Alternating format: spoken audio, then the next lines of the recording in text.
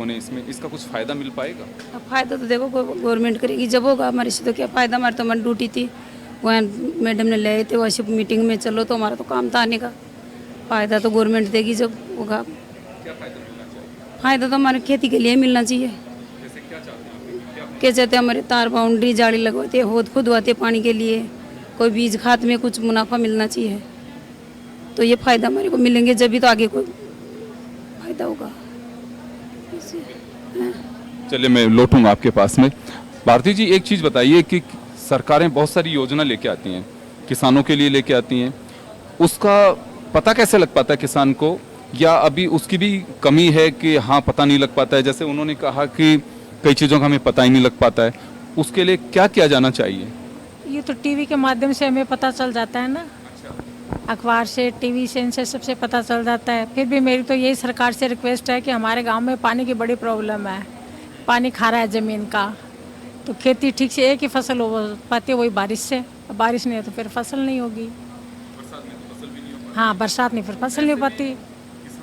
क्योंकि खाना भी खाना है, अपने बच्चों को भी पढ़ाना, उस पोजीशन में क्या करते हैं, दूसरा काम क्या कर पाते हैं? दूसरा, इन गवर्नमेंट ने मनरेगा का कर रखा है काम, वहाँ जाते हैं, और कोई गवर्नमेंट की स्कीम है वहाँ जाते हैं, नहीं तो जो है वैसे भी सारे काम चलाते हैं, क्या करें। इसका बेनिफिट जैसे अभी मेरी नज़र में जो है कि अभी ये जानवर जो मरे लंपी बीमारी से, इसमें गवर्नमेंट ने बहुत अच्छा किया कि जो जानवर मर रहा है उसका इंश्योरेंस देके, ये किसानों के लिए बहुत बड़ा लाभदायक हो रहा है अब की बार। और वो पॉलिसी इंश्योरेंस भी हो रहे हैं जानवरों के, ये सबसे बड़ी अभी है।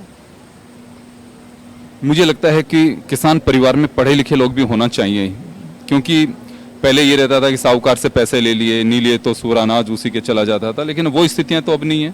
नहीं, अब तो नहीं है। अब तो ये कहने की बात है कि बहुत बड़ी बात है। अब तो छोटी जगह के किसानों के बच्चे, ये मेरा पर्सनल एक्सपीरियंस है, ज़्यादा सेलेक्ट हो रहे हैं। अब आप देख लो, ये आईआईटी में देख लो या निट में देख लो, जयपुर के बच्चों के मुकाबले जैसे हम लोग झुंझुनू और सीकर के हैं, वहाँ के बच्चे बहुत ज़्यादा सेलेक्ट हुए हैं। ये मेरा अभी जैसे अभी निट का रिज़ल्ट आया है, उसमें वहाँ किसानों के बच्चे ज़्यादा हैं।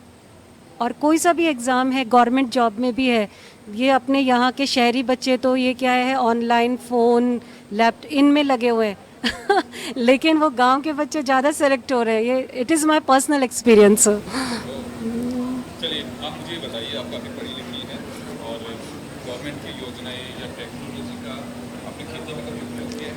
खेती का सही बताऊं तो मैं, मेरा परिवार करता है, लेकिन मैंने नहीं किया। हमारी खेती है, हमारे लोग वहाँ चला चौकड़ी। हाँ, ऐसे मैं वैसे तो नहीं करती कि वहाँ जाके मैं ज़मीन खोदा, ऐसे नहीं करती, लेकिन हाँ अपने इन लॉज के साथ बातें ज़रूर करते हैं कि ऐसा करना चाहिए, अपन को ऐसा करना चाहिए। हमारी चला चौकड़ी में है तो बाजरे की खेती हो, अब लगाया हम लोगों ने बाजरे का, इसलिए मुझे पता है। एक चीज़ मैं जानना चाहूँगा आपसे, मैं देश में लगभग 10 करोड़ के आसपास किसान हैं, 2.5 करोड़ के आसपास है, 2.25 करोड़ के आसपास महिला किसान हैं।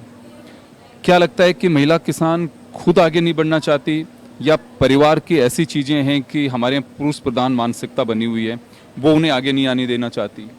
सर वही है, वो पुरुष को रहता है सब पता, और वही कर लेते हैं सब। महिला अपने काम में ही ध्यान रखती हैं ज़्यादातर, उसमें आगे जाना भी नहीं चाहती ज़्यादातर। तो अब अपना उनका भी तो खुद का बहुत सारा काम होता है, तो वही संभालने में लगी रहती हैं। वो तो घर भी संभालती हैं, खेत भी संभालती हैं, बाहर का भी संभालती हैं, जानवर भी होते हैं, तो काम तो रहता ही है ना महिला के पास भी। सिस्टम बना हुआ है कि महिलाएं घर संभालें और पुरुष हैं अपनी खेती संभालते हैं, और अगर कुछ लगता है तो वो भी उसमें भागीदारी करती हैं। हाँ, भागीदारी तो करती हैं, खेती में भी पूरी भागीदारी करती है, काम बहुत सारा होता है तो वो करती हैं साथ में, ऐसा है। तभी तो कहा जाता है कि महिला और पुरुष दो एक व्हीकल के दो व्हील हैं, दो पहिए हैं, उनसे मिलकर के आगे चलते हैं, जिसे हम गृहस्थी भी कहते हैं। जी आप जैसे आर्थिक लाभ मिले तो खेती करना भी एक अच्छी बात है, बल्कि आने वाले एजुकेशन के हिसाब से एक शिक्षा लेना भी एक अच्छी बात है। तो आने वाले एजुकेशन में है ना, शिक्षा ज़्यादा नई नई तकनीकी के हिसाब से है ना, शिक्षा भी एक प्राउड बच्चे को करवाना मुश्किल है किसान के लिए।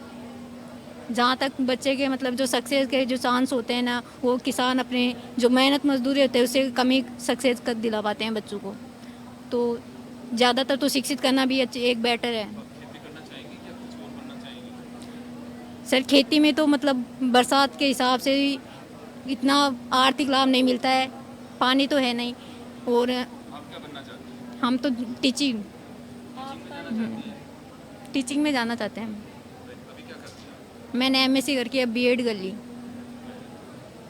जी आपका क्या नाम है सर? गीता देवी। गीता देवी। मैं सापरा परियोजना से। खेती का वैसे तो अच्छा है, लेकिन खेती में क्या बारिश की एक खेती बची है हमारे पास, वैसे पानी तो है नहीं। और बारिश की एक खेती है, तो बारिश जब हमारे होती है तो बाजरे, मोट और गुआर ऐसी सब्जी हम फसल उगाते हैं। तो यानी बारिश होगी तो हमारी खेती होगी, और बारिश नहीं होगी तो हमारी खेती नहीं होगी। तो इससे हमें लाभ तो मिलता नहीं है। और हम बच्चों को ही पढ़ाने में थोड़े जुटे होते हैं कि हमारे बच्चे भी कुछ बन के हमें दिखाएं। उन्हें भी हम उड़ान की तरफ पहुंचाना चाहते हैं कि वो भी कुछ बने, और हमें भी कुछ अनुभव है कि हमारा बच्चा आज कुछ इतना ऊपर पहुंच गया। ये अच्छा लगता है। कभी आप लोगों की ऐसे बात होती है कि पंजाब, हरियाणा, वहाँ के किसान देखो कैसे काम कर रहे हैं, कभी चर्चा करते हैं आप? नहीं, वैसे तो नहीं करते, लेकिन वहाँ कभी कभी हरियाणा जाते हैं हमारे, तो वो कहते हैं कि वहाँ के खेती अच्छी करते हैं, वो मेहनत खूब करते हैं। पर लेकिन पंजाब के किसानों की मेहनत ज़्यादा अच्छी बताती है, यहाँ से बेटर है वहाँ की ऐसे। और वहाँ फसल अधिकतर यहाँ से दुगनी फसलें हैं, जैसे वहाँ चावल, गेहूँ सब उग जाते हैं, लेकिन हमारे तो यही है कि फसल उगते हैं यहाँ, बारिश की पानी तो है नहीं।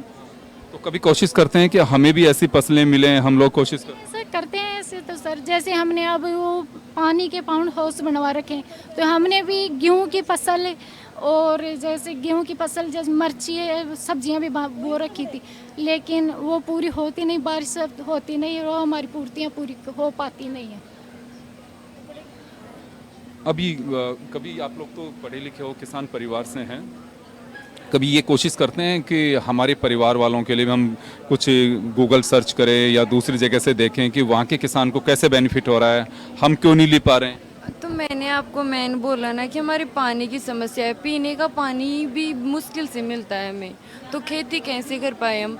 वर्षा का पानी होता है ना, उसको हम एकत्रित करते हैं, उससे हम गेहूँ वगैरह बाते हैं। और अभी हमने सब्जी भी बाई थी, उसमें हमें नुकसान ही हुआ है, मुनाफा नहीं हुआ है, तो हम खेती पे इतना जोर नहीं देते, अब पढ़ाई करते हैं हम। लोग पढ़े लिखे जॉब में होते हैं ना, उनकी हमारे से अच्छी होती है, और अब जो लोग किसान रहते हैं ना, उनके तो पढ़ाई के लिए या खाने के लिए भी पैसे नहीं होते, इतना ज़्यादा वो होता है। तो हमारे भी माँ बाप ऐसे बोलते हैं कि आप पढ़ लिखो और आगे कुछ बनो, तो ज़िंदगी अच्छी हो। ये सरकारों की जो योजनाएं होती हैं, केंद्र की हो चाहे राज्य की हो, कितना प्रॉफिट हो पाता है, कुछ उसका उपयोग कर पाते हैं किसान?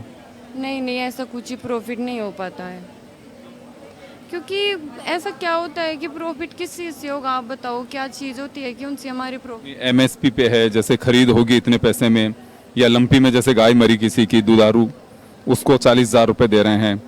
वो उतने की आती भी है तो है ना, 40,000 की। अभी जैसे हमारे भी लिए थे, हमारी 5 गाय खत्म हुई थी उसी टाइम पे, तो नुकसान हो गया है ना, तो वो भरपाई तो हमें ये करनी पड़ी ना। हमारी भी डेयरी है, गायों मतलब गाय रखते हैं हम 500, मतलब कि 100-200 गाय हैं, तो उनमें से वो ख़त्म हो गए, तो अब वो नुकसान हमारी ही है। गवर्नमेंट तो एक गाय के लिए भरपाई की है, और जिनका बीमा है ना, उनके लिए भरपाई की है। वैसे मेहनत करेंगे फसल लगाने, अभी तो पानी नहीं है इतना, तो मेहनत करें, पशुपालन करेंगे। खेती मेहनत फायदे तो अच्छी तरह से खेती बुआई करेंगे, अच्छी तरह से बीज या खाद मिलाएंगे, पानी पिलाएंगे तो पाना मिलेगा, तो अच्छी तरह से फायदा होगा। मेहनत करके अच्छी तरह से करेंगे तो।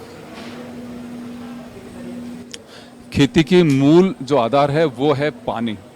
पानी है तो खेती अच्छी होगी। ज़मीन आज भी खूब है। यही बड़ी वजह है कि किसान अपने बच्चे को किसान नहीं बनाना चाहता है। वो चाहता है कि हमने तो हमारा जैसे भी दुख दर्द सहन करके और इस खेती की परंपरा है, व्यवसाय है, इसको हम आगे बढ़ा रहे हैं। लेकिन हमारी जो नई पीढ़ी है उससे इससे हम नहीं जोड़ना चाहते हैं। वो अधिकारी बने, वो दूसरे काम करें, ताकि खेती में अगर घाटा भी हो तो कम से कम एक तबका तो हमारा बाहर निकल करके प्रॉफिट में चले। पैसे होगा तो हम उससे आधुनिक तकनीक के साथ में भी काम कर सकते हैं, दूसरे भी काम कर सकते हैं। और आज भी जीडीपी की अगर हम बात करें तो एग्रीकल्चर सेक्टर का बड़ा योगदान है। इंफ्रा की तरह है, एग्रीकल्चर सेक्टर भी कम नहीं है। और आज भी भारत की आत्मा गाँव में बसती है, लेकिन गाँव में उस आत्मा को सुखद एहसास तभी हो पाएगा जब वो खुशहाल दिखेंगे।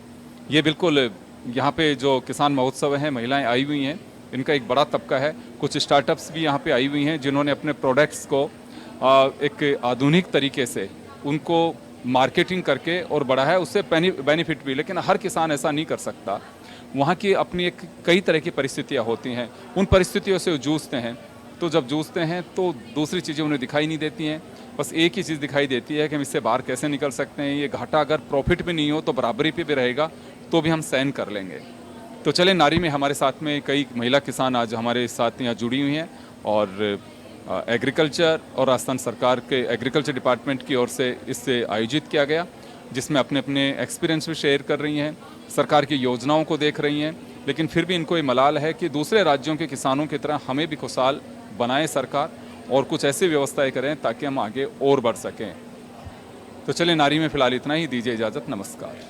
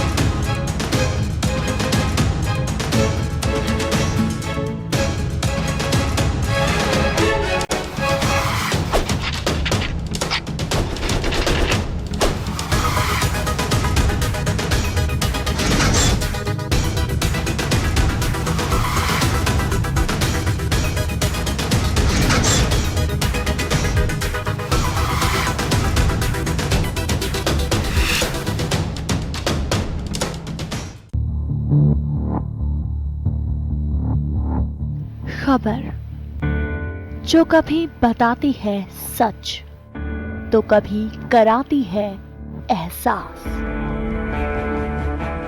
खबर जो है कुछ खास।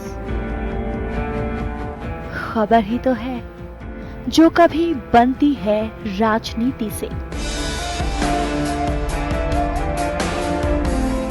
तो कभी व्यापार से, कभी आती है खेल से तो कभी मनोरंजन से, कभी खुशी से तो कभी गम से। हाँ, खबर ही तो है।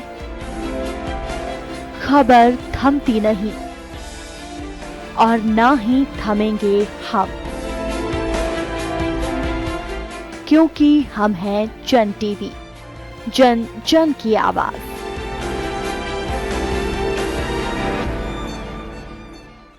खबरें जो आप पर करती हैं सीधा असर, खबरें जिन पर होती है जनता की नजर, खबरें जिनकी तह तक पहुंचना है जरूरी और जो कसौटी पे हो पूरी। मुद्दा चाहे समाज से जुड़ा हो या फिर सियासत से, तभी वो बनती है खास खबर। खास खबर सोमवार से शुक्रवार शाम 6 बजे